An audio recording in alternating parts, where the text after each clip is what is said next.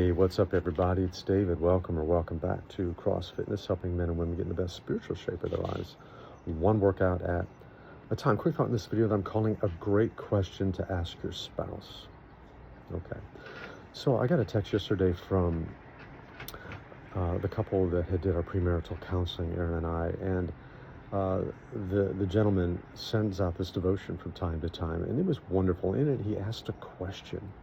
When your spouse is processing, coming through a situation, a little predicament, a little trouble, a little trial, and you sense it, and it's one of those moments. He said, ask this question. It was so good, I want to convey it to you. I want to pass it along to you. He said, ask your spouse, in this situation, do you want to be heard, helped, or held? In this situation, what would be most helpful to you? To be heard, helped, or held? Some variation of that. You know, what we're asking for is what do you want or need in this situation that would be most helpful to you? Sometimes, frankly, it's just to be heard. You know, when my wife is troubled about something, she doesn't need me to fix it. She doesn't need me to say, well, here's what I would do if I were you. You know, sometimes she just needs to be heard without comment. Just listen, and just acknowledge the emotion in it. That sounds hard, honey. I'm so sorry. And just enter into empathy and just offer comfort. Sometimes people just want to be heard. The second thing your spouse may need is to be helped. It's like, okay, how can I come alongside of you in this situation to reduce the stress, alleviate the problem to the degree that we can, you know? Just how can I be helpful? What can I do? Is there something practical that I can do? You know, can I change the tire that's flat, you know, or, you know, can I step in to shoulder the burden? I mean, what can I constructively, practically do to help you?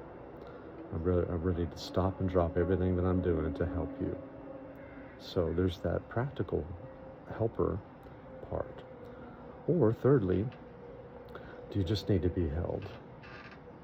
I remember before I was married to Erin, I asked her, I said, you know, when you come home after a stressful day, how can I bless you the best, you know? Something like that.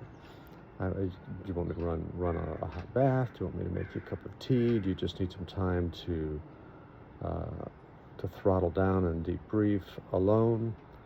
You need to take a walk by yourself, or do you want to take a walk together? I mean, what do you need?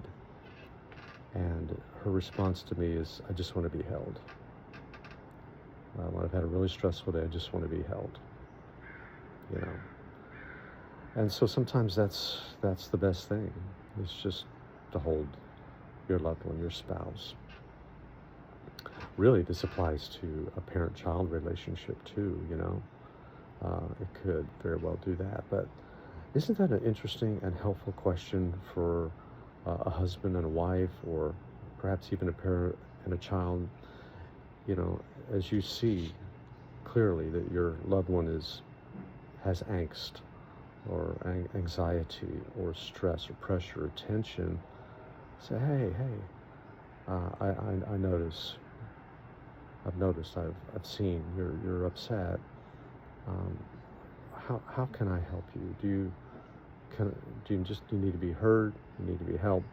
You need to be held. And you don't need to ask the question in exactly that same way. But if you keep that in mind, that they need to be either A, heard, B, helped, or C, held, and you know, may God give us the discernment to know which is which, and then to act and respond appropriately. So there you go. I hope that helps a little bit. For now, I'm David, your virtual mentor, reminding you that I'm always for you, never against you. Grace and peace.